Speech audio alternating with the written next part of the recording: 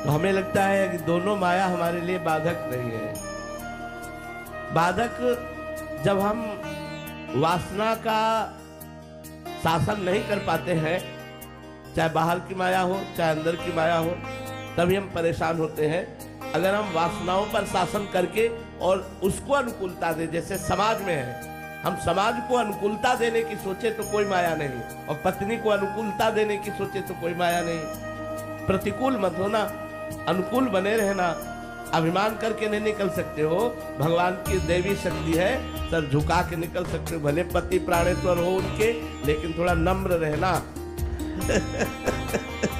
तो इसलिए भगवान का नाम जप करो और सबको अनुकूलता प्रदान करने की कोशिश करो।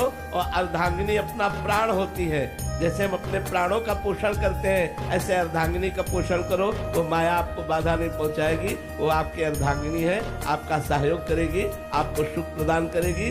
लोक और परलोक के लिए वो संगिनी है, उसे निषेध मत समझिए। और देखो बाहर की भी माया, इसी माइक से हम भगवान का नाम और भगवान की चर्चा करते हैं, तो बंधन ही हो गया। तो जो प्रतिकूल व्यवहार किया जाए तो माया निंदनीय, और जो अनुकूल व्यवहार किया जाए तो माया बंधनीय हो जाती है कि नहीं। तो माया तो बंधनीय है। माया ने हमें शरीर दिया, माया ने शरीर पोषण के लिए भोजन दिया, माया ने हमारे मनोरंजन के लिए संसार रचा। निषेध क्या है? गलत आचरण, गलत व्यवहार, गलत चिंतन, गलत क्रिया। अगर ये छोड़ दी जाए तो माया आनंदमयी है, दुखद कहाँ है? दुखद है हमारे पाप, हमारे गलत आचरण, हमारी गलत सोच, हमारी गलत चेष्टा। इसी को तो संभालने के लिए सत्संग हो रहा है। अगर ये छोड़ दो तो माया माँ है।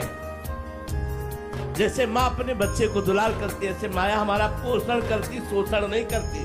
शोषण करते हमारे विचार, हमारी क्रियाएं, हमारे आचरण। हम उनको सुधार ले, अपने विचारों को सुधार ले, अपने आचरणों को सुधार ले, गंदी बातों को सुधार ले, बस बढ़िया हो गया। कोई माया परेशानी नहीं। क्या परेशानी? अगर ये माया ना होती तो बैठे कहाँ होते? अगर ये माया ना होती तो इतनी आवाज कैसे सुनते?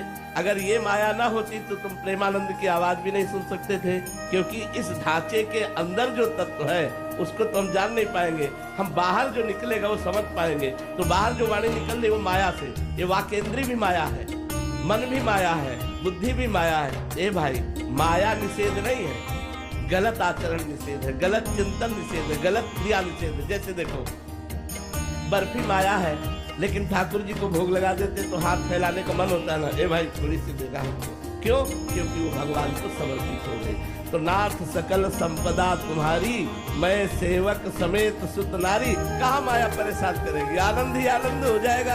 अगर आप स्वामी बनोगे और अहंकार पूर्वक उसे दासी समझोगे, मनमानी आचरण कराना चाहोगे, तो फिर माया अपना रूप दिखा देगी। और अगर आप दास बनकर सेवा करोगे तो आपकी सेवा करती रहेगी, आजीवन आपको सुख पहुंचाती रहेगी।